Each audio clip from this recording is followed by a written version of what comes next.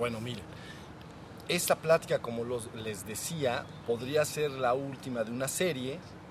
Van a ser 5 posiblemente, las anteriores 3 más una que se dio en San Cristóbal más esta, para que se tenga una idea de lo que yo veo que puede hacerse y propiciarse. Se abre una posibilidad, y las posibilidades no son más que eso. Son posibilidades que el ser humano puede convertir en realidad o puede no, dejarlo pasar de largo y punto. Pero la posibilidad está abierta. Miren, recuerden, vamos a dar un repaso de lo que hemos dicho en las anteriores y luego les digo algo más.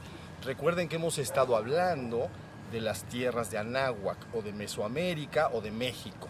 Fíjense bien, es prácticamente lo mismo.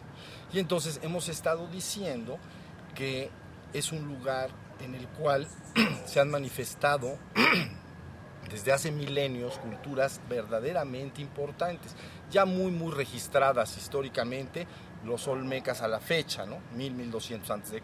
a la fecha, sin querer ser riguroso en las cifras, no me gusta el rigor, nada más estoy dando una idea. Entonces, olmecas, ¿no? 2000 y tantos antes de Cristo, más o menos, y luego entonces Teotihuacán, ¿no? La siguiente cultura que florece.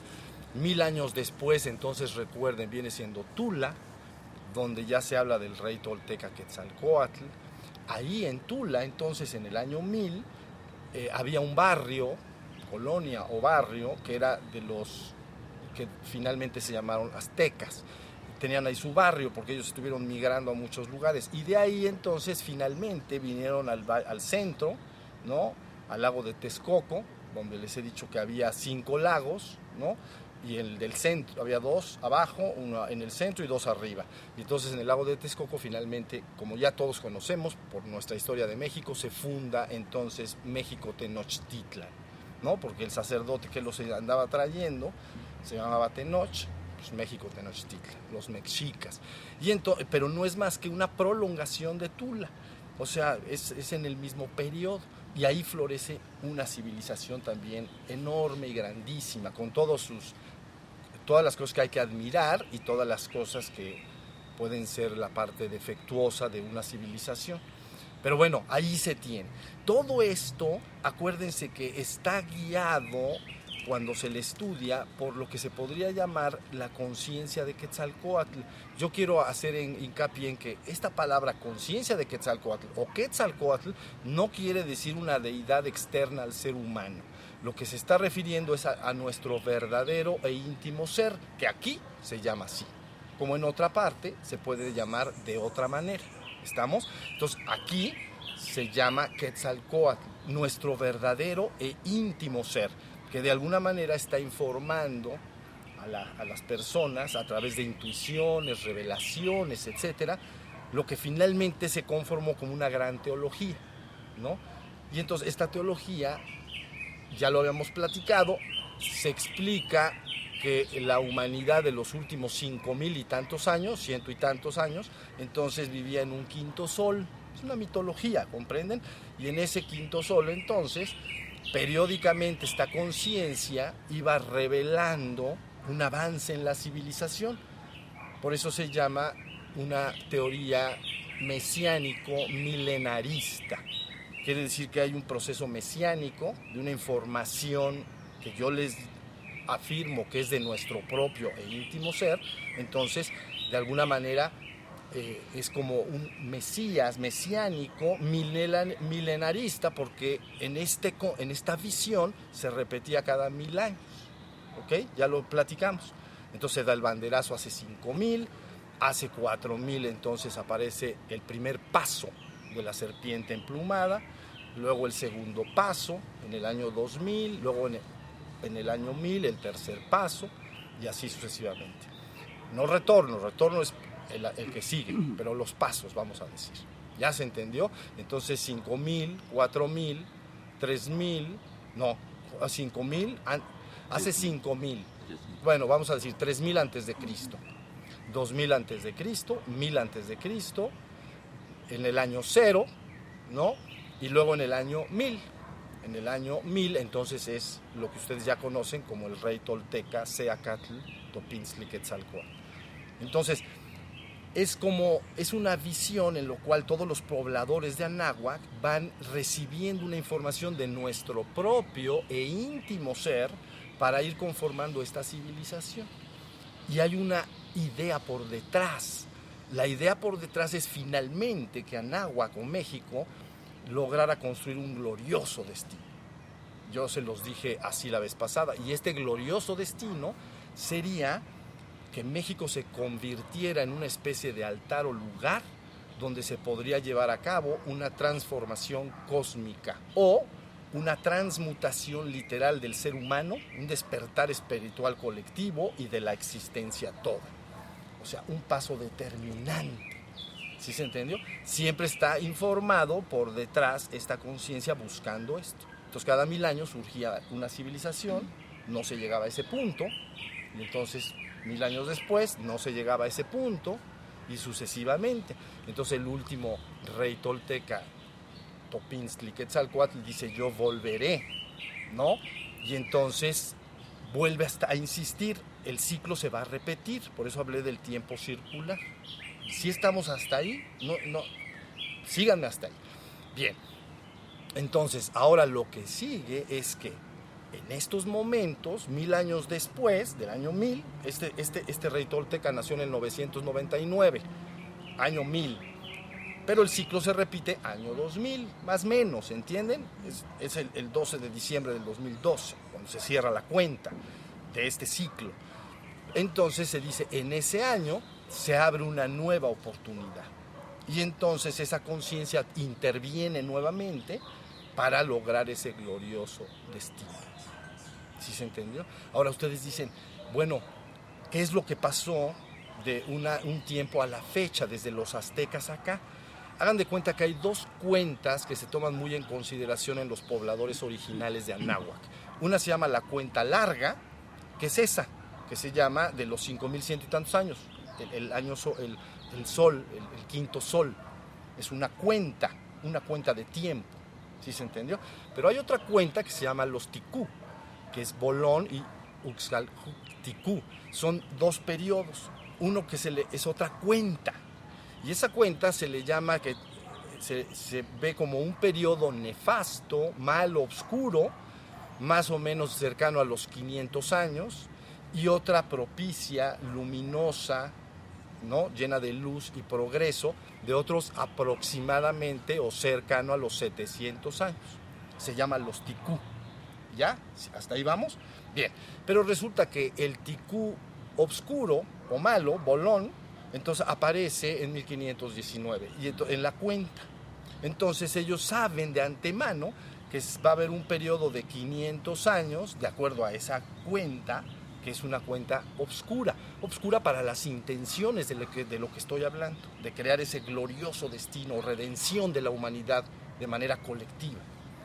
Entonces viene un proceso de 500 años en que eso queda como, vamos a decirle así, en stand-by. ¿Sí se entendió? Está en stand-by. Pero por eso les dije la vez pasada que Cuauhtémoc, todo esto lo sabe, se sabe. Cuauhtémoc, el último emperador, entonces da un mensaje, acuérdense que lo comenté. Este mensaje lo conoce mucha gente que está interesada en estos temas. Y entonces lo primero que dice el mensaje es: nuestro sol se ha ido. Nuestro sol se ha ocultado y nos ha dejado en la más terrible oscuridad, pero sabemos que volverá a salir. ¿Ok? Sigue explicando, y entonces al final dice: cuando salga este nuevo sol, entonces México podrá cumplir su glorioso destino. Y el glorioso destino es el que les estoy explicando: convertir a este lugar en una civilización tan poderosamente espiritualizada que pueda influir sobre el mundo entero. Entonces, ellos dicen, la cuenta del Bolón ya se cerró, ya acabó, los 500 ya acabó, ¿no? Los indios del norte, América, tienen cuentas parecidas, los de abajo en el Pachacuti, en el sur, en los andinos, tienen cuentas parecidas. Todas las cuentas checan que este es el momento en el que se termina el ciclo malo en los ticú, pero también se cierra la cuenta larga. Pum, pum, ahora sí lo entienden, y llega el momento, por eso es el momento esperado. Entonces se habla por todos lados, ¿no? comunidades de los Hopis y otros en Estados Unidos fueron al Congreso a decir en el 80 y tantos ya que se había cerrado el ciclo de las guerras, ¿no? 5 ciclos de la estrella del alba, 500 años, ya había terminado. Venía la oportunidad de hacer una civilización de luz en el mundo y que podíamos hacer. Ahora, si están entendiendo lo que está moviendo las cosas por detrás, es poderoso. Porque, a diferencia de otras culturas que tienen ciclos proféticos de este tipo, como por ejemplo la venida de Cristo, la parucía, ¿no? La segunda venida de Cristo u otras, no hay fijada una fecha. Pero esto está con fecha. Punto. Te dice, en tal fecha tiene que suceder eso. Por eso es tan importante. Las otras son profecías que sugieren, dicen, sugieren como palabras así. Cuando vean ustedes guerras, rumores de guerras, cuando vean enfermedades por todos lados, cuando vean esto y lo otro, el tiempo se acerca. Entonces todo el mundo está viendo los signos. Le llaman los signos de los tiempos. Porque son profecías que no dicen una fecha, dicen signos. ¿Se entiende la diferencia? Y el signo entonces te está diciendo, cuando veas esto, cuando veas lo otro, cuando veas lo otro, cuando los hombres construyan grandes edificios altos, el tiempo ha llegado. Entonces está hablando del Islam, ¿no? Habla de los edificios altos. En fin, todas las comunidades y todas las tradiciones importantes del mundo tienen su referente. Pero ninguna, yo las conozco todas, ninguna dice fechas exactas. Porque las comunidades de Anáhuac eran astrónomos, astronómico el calendario, no astrológico, sino cómo se comportaba la cuenta, ¿no? Cada cuantos días la cuenta de la luna regresa al mismo punto, de la misma manera, es una cuenta. Y ellos dicen 28 días, es la cuenta. Y luego el sol, y luego etcétera, y luego las constelaciones, ¿sí se entendió? Por eso es todo lo que vaticinan que puede suceder, entonces lo ven en función astronómica, con fechas exactas. Y el concepto de Anáhuac, que ya les dije, es que el tiempo es circular, que las cosas se repiten. Porque ellos dicen, a ver, ¿el invierno se repite? Pues sí, se repite cada 4 estaciones. Ah, ok, ¿los ciclos de la luna se repiten? Sí. ¿Los ciclos menstruales de la mujer se repiten? Pues también, y etcétera, etcétera. Entonces dicen, hay un ciclo de repetición. No es un tiempo lineal. Si fuera un tiempo lineal, quiere decir esto que cuando tú abandonas este presente y te vas a un futuro, nada de lo anterior podría regresar a ti, nada. Ya no puede regresar a ti, porque ya te fuiste. ¿Sí se entendió? Pero si es circular, ¿no? En espiral ascendente, entonces regresan los mismos tiempos y eventos, porque la naturaleza trabaja a través de un sistema de ciclos, y entonces en el tiempo se consume como un regreso. Está el ciclo de día y noche, ok, es un ciclo, pero tú lo concibes como que regresó el día. Tú amaneces y dices, ya regresó el día de ayer. Bueno, cambia, no es idéntico, pero ya regresó. Entonces empieza a tener una concepción de que el tiempo es circular y cíclico, o circular en una espiral ascendente. ¿Sí me estoy explicando en esto? Por eso ellos dicen, el futuro será lo que fue el pasado con ciertas modificaciones.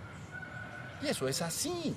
Todos ustedes se paran en la mañana y su día lo desarrollan más o menos como desarrollaron el anterior. Más o menos.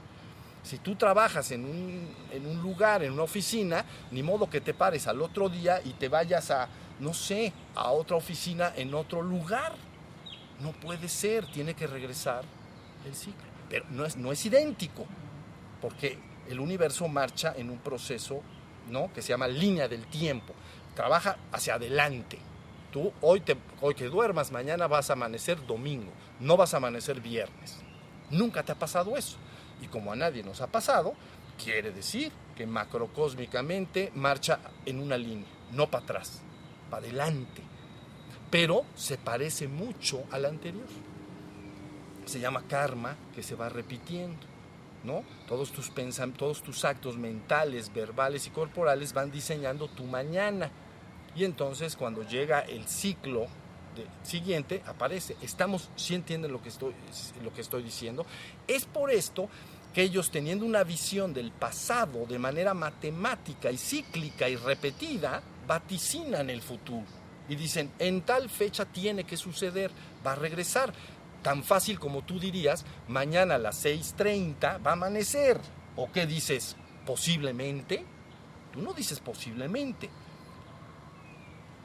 Pero si es veraz en lo pequeño, tiene que ser en lo grande. Entonces, más grande. Seguramente en diciembre entrará el invierno y va a ser frío. Diciembre, enero y febrero. Posiblemente no.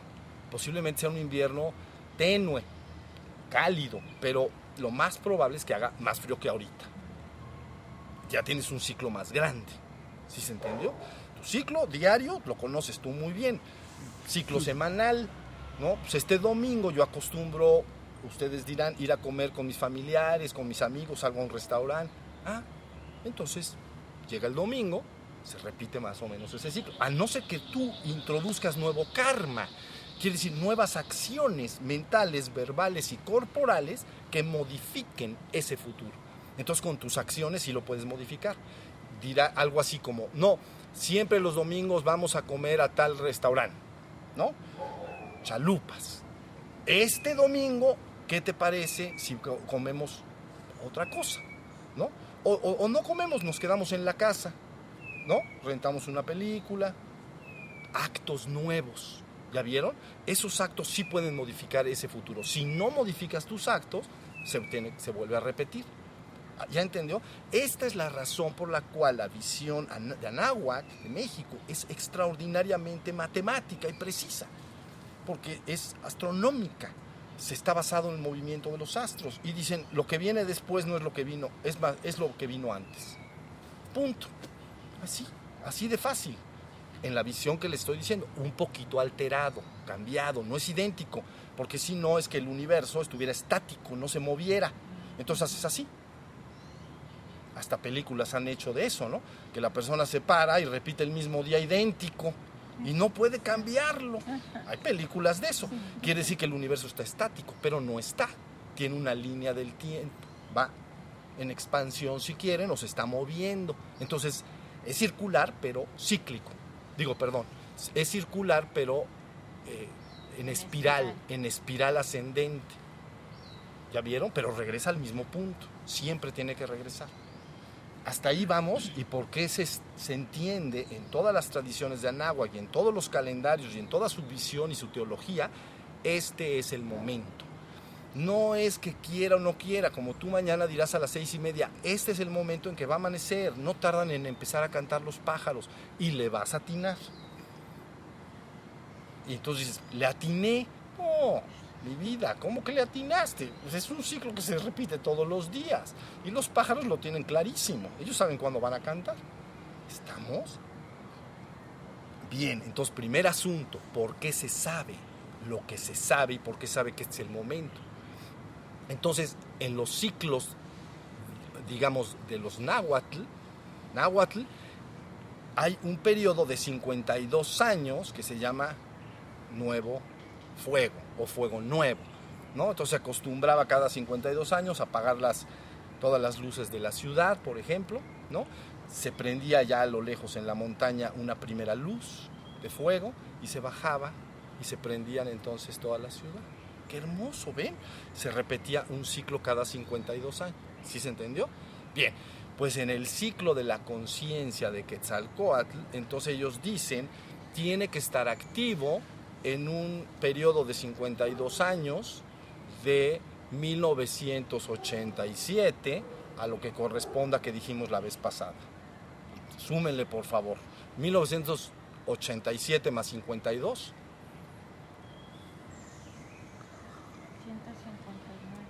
179.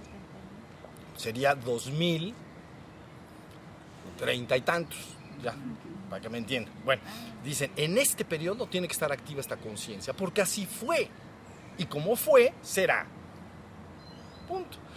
En la visión de los Catuns, entonces es un ciclo más pequeño, de 19 años, y entonces dicen, en el último Catún de la cuenta larga tiene que estar esta conciencia activa. punto. Y entonces, ¿cuál es? 1993-2012. Pero ¿entienden por qué hacen este vaticinio? Porque no es más que un concepto de que se va a repetir. Por eso dicen, hace 5.200 años, una conciencia civilizadora que llamamos la conciencia de Quetzalcóatl inició un proceso de civilización en las tierras de Anáhuac y ha repetido cada 1000 años el ciclo. Y en concordancia con esa repetición milenaria han surgido grandes civilizaciones, olmecas, Teotihuacán, Tula. Entonces dicen, ¿esto a qué te huele? ¿A qué viene? El ciclo se va a repetir, pero es más importante porque se cierra el ciclo completo. O sea, desde el punto de vista de los ticú, termina el ciclo negro nefasto de 500 años y se abre el de 700. Es un poco menos, 400 y tantos y 600 y tantos. El ciclo malo es de 400 y tantos, ya terminó, ¿no? Ya terminó. Entonces empieza, luego viene su encaje, viene en varias operaciones de tiempo, ¿no? Y luego entonces surge el nuevo de luz, de 700 años. Esa es una cuenta. Entonces ellos dicen, ya acabó la cuenta oscura, ¿sí? Y la cuenta larga es de 5.100 y tantos años. Dicen, ya ahorita acá tiene que venir el próximo y nuevo sol. Entonces se habla del sexto sol. Entonces ahí dice, cuando el sol se ha ido a la región de la muerte, ¿ok? Eso es lo que dice el mensaje de Cuauhtémoc, ¿no? Está en la región de la muerte. Y mientras permanezca ahí, nosotros debemos de cerrar todas nuestras escuelas de canto y de danza, nuestras escuelas para pensar. No las comuniquemos a los llegados, a los recién llegados, sino que transmitamos nuestros conocimientos y aquello que nos es valioso de padres a hijos. El padre a sus hijos y la madre a sus hijas, hasta que vuelva a salir el sol y México entonces logre consumar su glorioso destino. ¿Ahora sí entienden? Ahora eso es lo que está en juego ahorita. Esa es la esperanza.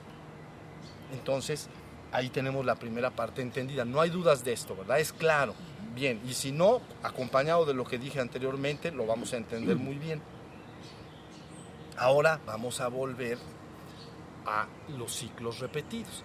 Cuando tú buscas en la zona de Anáhuac o Mesoamérica, ¿entiendes? El lugar más importante desde el punto de vista espiritual, el centro espiritual más importante, entonces resulta que es la ciudad de Cholula.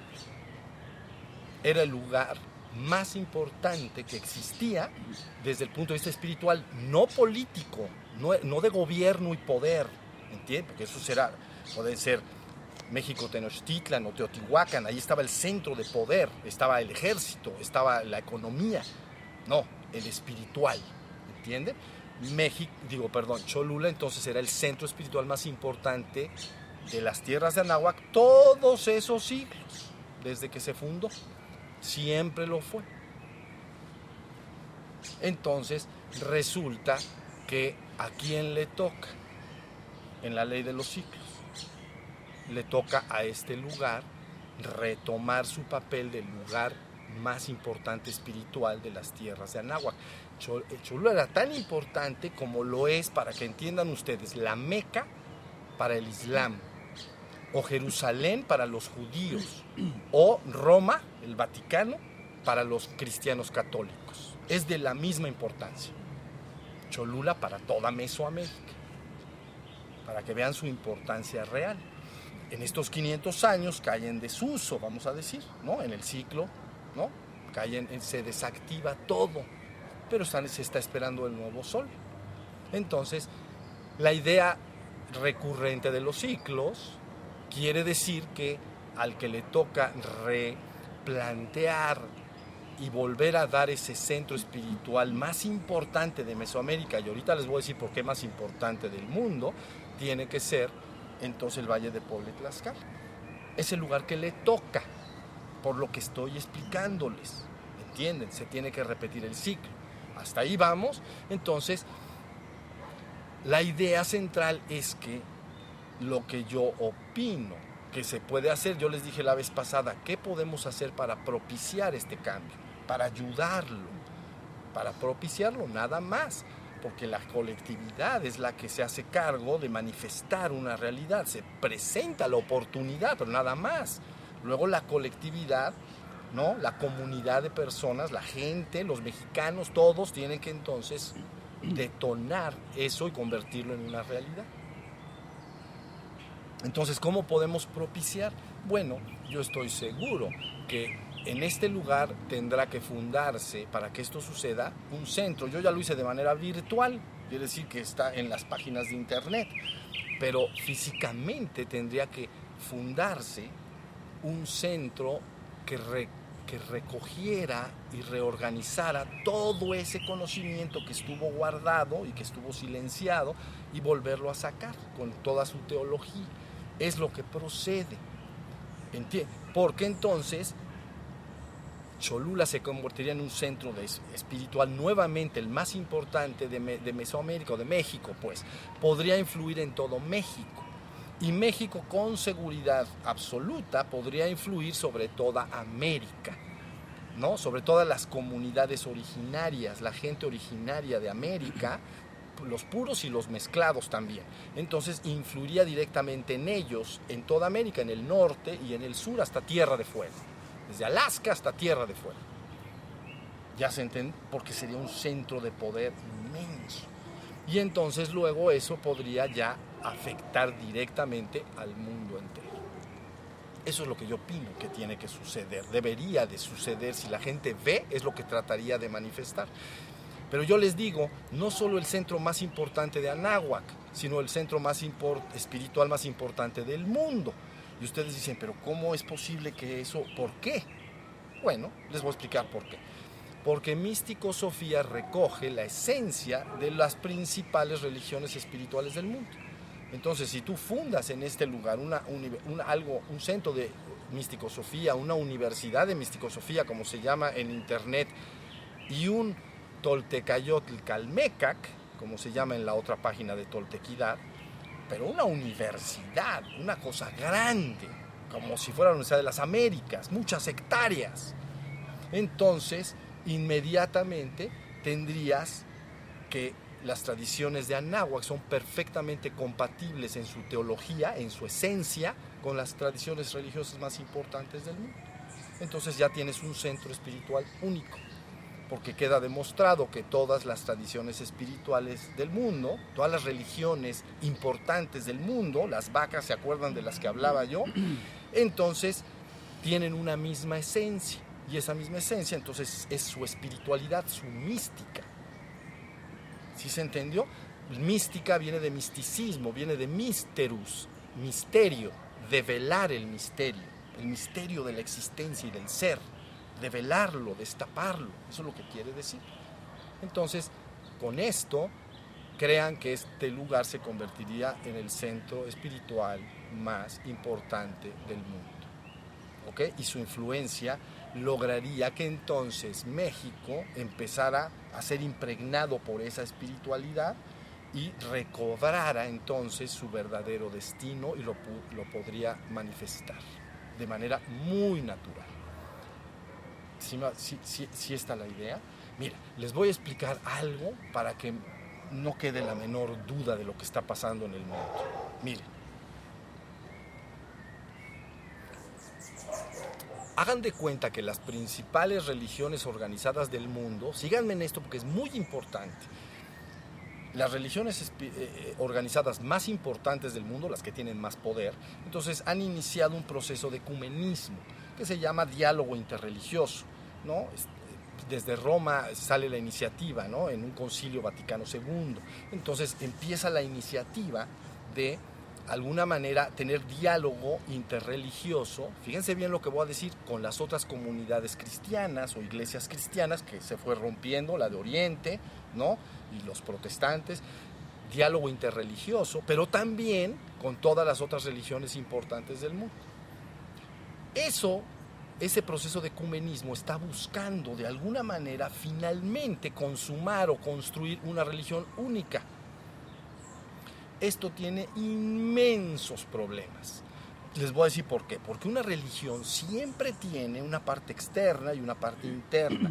Una parte basada en sistemas de creencias, ritos y ceremonias, y una parte interna llamada su mística, su esencia, que es lo que las personas tenemos que vivir. Pero el otro está basado en sistemas de creencias, en ritos y en ceremonias.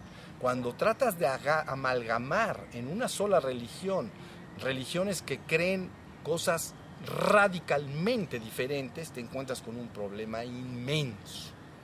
¿Entienden? Es muy sencillo. El Islam cree en un Dios único, no cree en la Trinidad para nada. Y dicen, aquellos que creen en el Hijo, anatema, es decir, maldito sea eso, deben de ser o muertos o transformados al Islam, porque creen en el Hijo. Dice, Dios no tiene un hijo, Dios es uno y único. Nada más estoy hablando de dos de ellas, ¿no? Entonces, el Islam dice, Dios es uno y único y Mahoma es su profeta, ¿no? Y el otro dice, hay una Trinidad.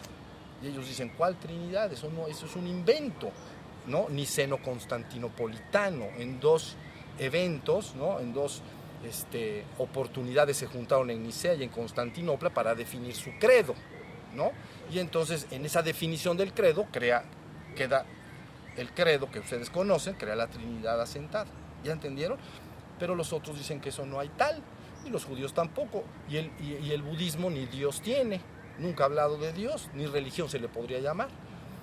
Entonces tratar de amalgamar esto es un trabajo inmenso, pero están trabajando en ello. Y finalmente, con la idea de tener una sola religión y ubicarla, sospecho, en un lugar específico que es Jerusalén.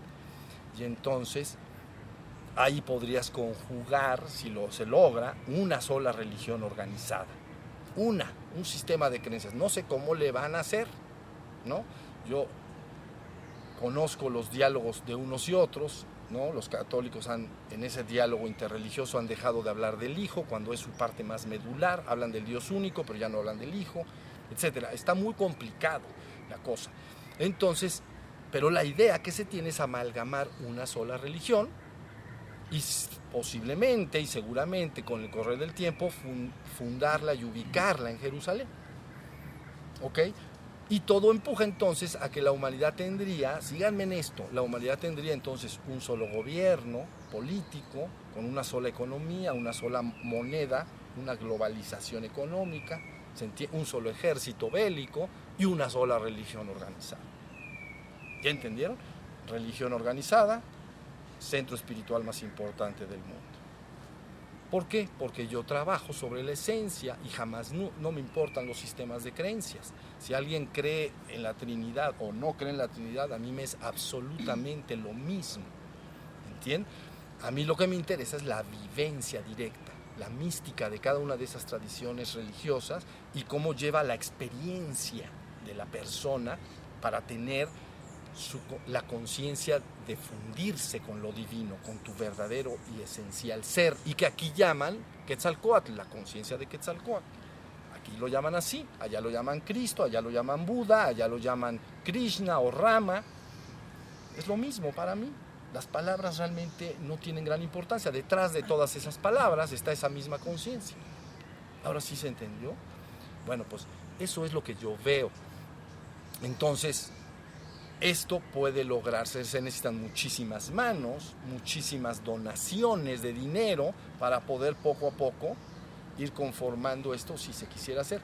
Yo ya lo di de alta, o digamos, en las páginas de internet, yo ya lo di como banderazo hecho. Ya están ahí, pero es virtual. Pero eso es lo que podría tocar. Y se volvería algo muy poderoso porque toda la tierra de Anáhuac y toda América reconocería rápidamente por la ley de los ciclos que le estoy diciendo y de la repetición, ya están en el mismo lugar otra vez. Ahí está el centro, otra vez, como estuvo. Quetzalcóatl pasado, en el año 1000, es rey humano en Tula, pero da su enseñanza como avatar, entonces, avatar espiritual en Cholula. ¿Sí se entendió? Entonces, las recurrencias de los tiempos. Yo les dije que prefiero siempre mantenerme al margen de identificar esta conciencia con una palabra. ¿Entienden? Identificar nuestro verdadero ser espiritual, divino en esencia, decir, se tiene que llamar forzosamente Quetzalcóatl, o se tiene que llamar Cristo, o se tiene que llamar Buda. Más bien sería decir, los hombres han impuesto nombres sobre esta conciencia. Y nada más. ¿Sí se entendió? Pero bueno, eso es lo que yo veo. Y luego también dejé por ahí apuntado, ya finalmente, y los dejo descansar y podemos meditar, finalmente dejé explicado en una página que se llama José Antonio Ramón, ¿no? Ahí en internet también, al abrirla hay una pequeña frase, ¿entienden? Pero la gente no presta atención a lo que está viendo. La frase dice algo, son 2 operaciones las que está explicando. Dice, mi mensaje trae consigo el despertar espiritual de la humanidad y la ascensión colectiva, y su ascensión colectiva hacia una región más elevada de ser. Son 2 operaciones. Número 1, mi mensaje trae consigo el despertar espiritual de la humanidad, de toda la humanidad en su conjunto. Eso es una operación. Eso cumpliría la promesa de la venida del reino al mundo.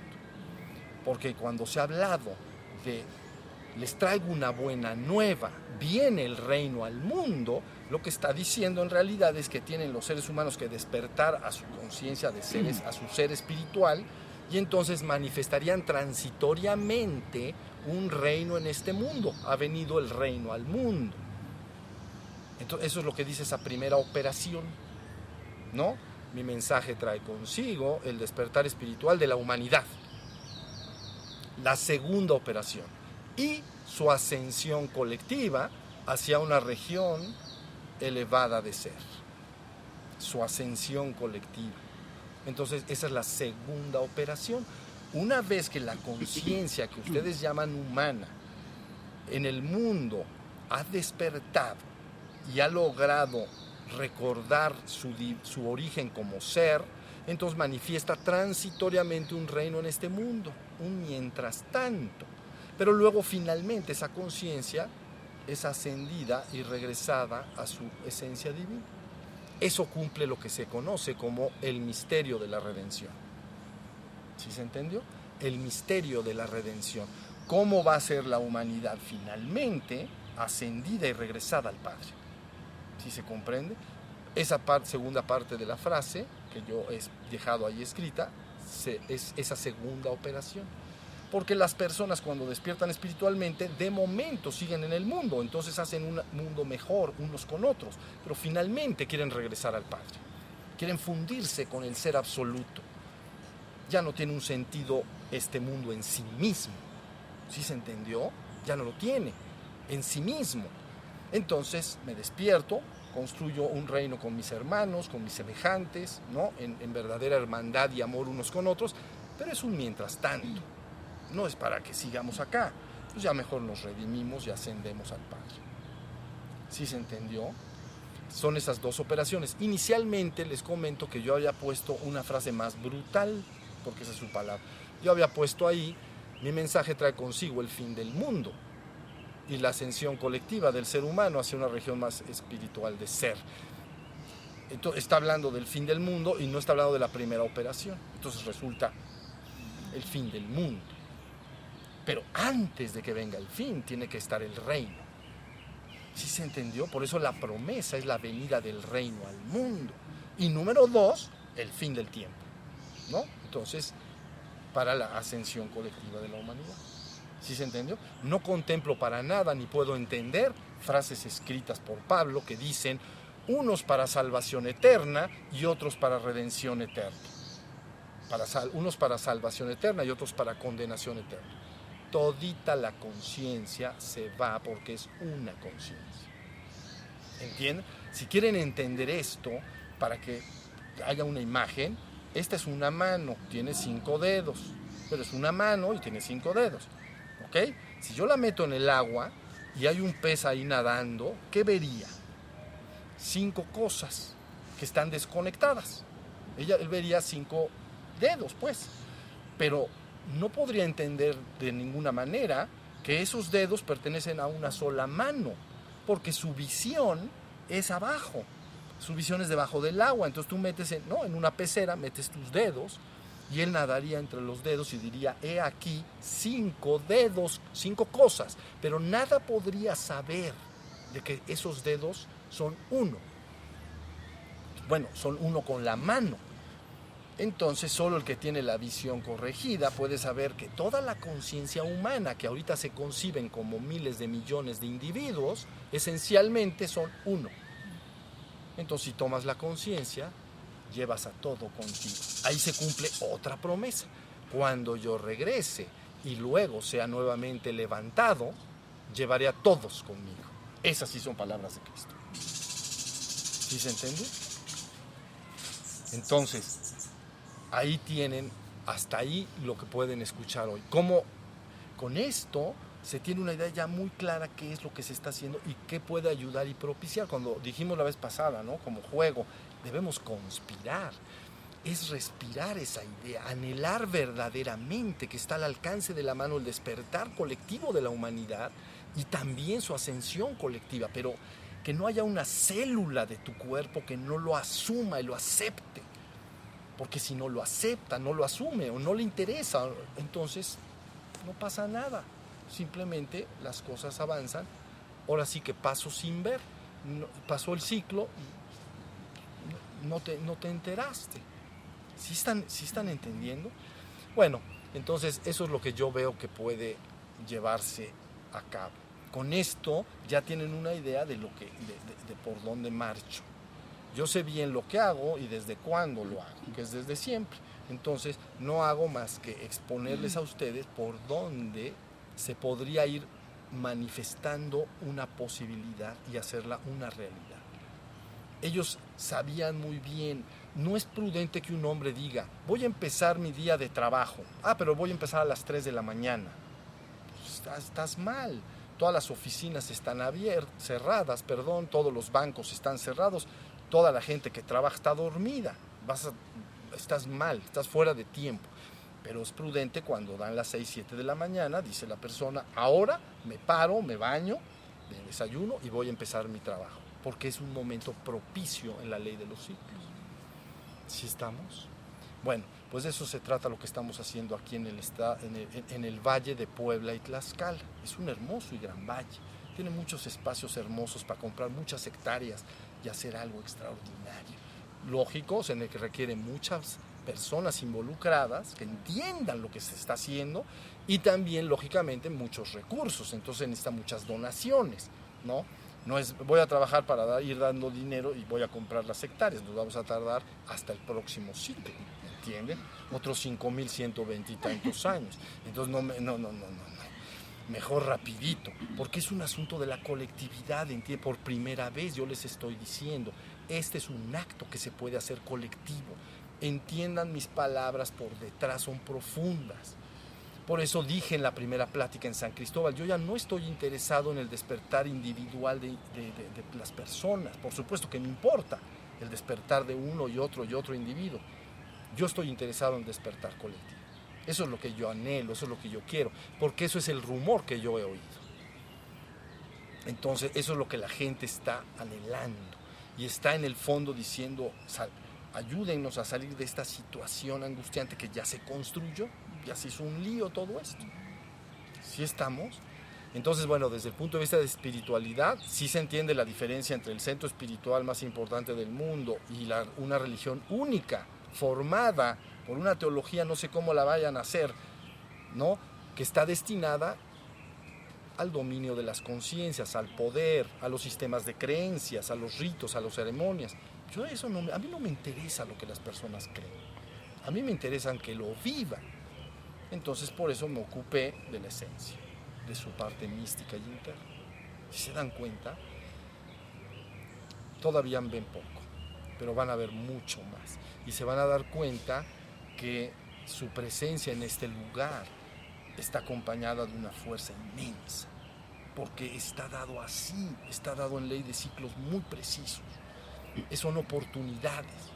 Y la oportunidad de esta conciencia que aunque se le llame aquí Quetzalcóatl, yo estoy hablando nuestro verdadero íntimo ser. Cuando ve la posibilidad, hace todo el esfuerzo que se requiere para lograr ese rescate, ¿no? Esa redención, retomar a la humanidad y llevarla a regiones elevadas del ser, pero de manera colectiva.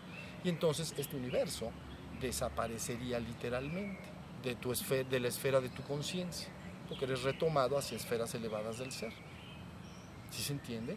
Por eso de Shiva, y ya termino con esto, cuando se habla de Shiva, se habla de el destructor, el destructor de la ignorancia y del universo. Entonces tú dices, ¿qué quiere decir esa palabra?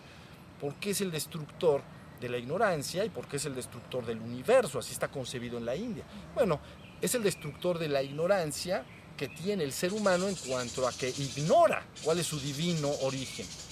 Y esa conciencia se lo busca recordar. Entonces el destructor de la ignorancia y el sufrimiento que padece el ser humano porque no recuerda cuál es su divino origen. Pero dice también, es el destructor del universo. Entonces tú dices, ¿cómo es el destructor del universo?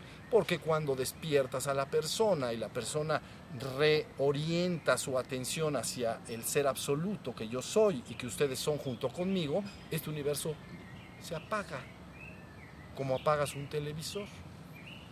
No tienes que destruirlo a patadas, nada más tienes que mover la conciencia. Si no te gusta un canal de televisión, un programa, no patees la televisión. Eso no, ¿para qué lo haces? Mejor cámbiale de canal, más o menos. ¿Entienden lo que quiere decir?